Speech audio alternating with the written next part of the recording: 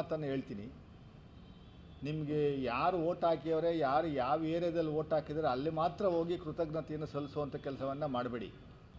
ನಾನು ನಿನ್ನೆಯಿಂದ ನೋಡ್ತಾ ಇದ್ದೀನಿ, ಯಾರು ಎಲ್ಲಿ ನಿಮ್ಮ ಮತದಾರಿದ್ದಾರೋ ಅಲ್ಲಿ ಮಾತ್ರ ಹೋಗಿ ಕೈ ಮುಗಿಯುವಂಥ ಕೆಲಸವನ್ನು ಮಾಡ್ತಾಯಿದ್ದೀರಿ.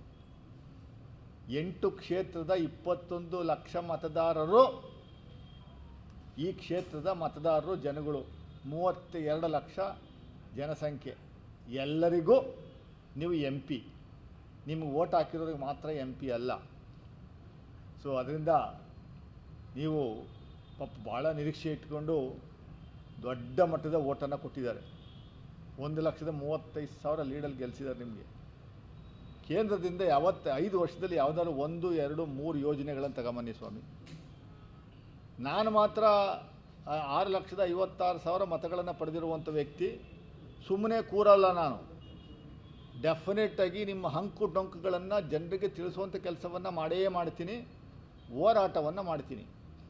ರಾಜ್ಯ ಸರ್ಕಾರ ನಮ್ಮದಿದೆ. ರಾಜ್ಯ ಸರ್ಕಾರದ ವ್ಯಾಪ್ತಿನಲ್ಲಿ ಏನೆಲ್ಲ ಯೋಜನೆಗಳು ಬರ್ತವೆ ಅದನ್ನು ಕೊಡಿಸುವಂಥ ಕೆಲಸವನ್ನು ಮಾಡ್ತೀವಿ. ಕೇಂದ್ರ ಸರ್ಕಾರದ ಯೋಜನೆಗಳನ್ನು ನಾನು ತರುವಂಥದ್ದಕ್ಕೆ ಅವಕಾಶ ಇಲ್ಲ. ನಿಮ್ಮ ಸರ್ಕಾರ ಇದೆ, ನೀವು ದಯಮಾಡಿ ತರಬೇಕು. ತರುವಂಥ ಕೆಲಸವನ್ನು ನೀವು ಮಾಡ್ತೀರಿ ಎನ್ನುವಂಥದ್ದು ನಂಬಿಕೆ ಇದೆ. ಅದಕ್ಕೆ ಎಲ್ಲ ವಿಚಾರದಲ್ಲೂ ನಾವು ನಿಮಗೆ ಬೆಂಬಲವನ್ನು ಕೊಡ್ತೀವಿ.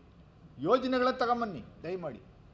ಸುಮ್ಮನೆ ಯಾವುದೋ ಕ್ಯಾಲೆಂಡರ್ ಪೋಸ್ಟನ್ನು ಇಟ್ಕೊಂಡು ಫೋಟೋ ಹೊಡ್ಸ್ಕೊಳ್ಳೋದು, ಇನ್ನೆಲ್ಲ ಹೋಗೋದು, ಇನಾಗ್ರೇಷನ್ಸ್ಗೆ ಹೋಗೋದು, ಅದೆಲ್ಲ ಒಂದು part of life, that is secondary.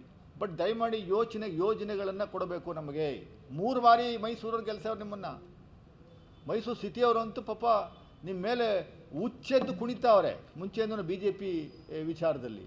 ಯೋಜನೆಗಳನ್ನ ಕೊಡಿ.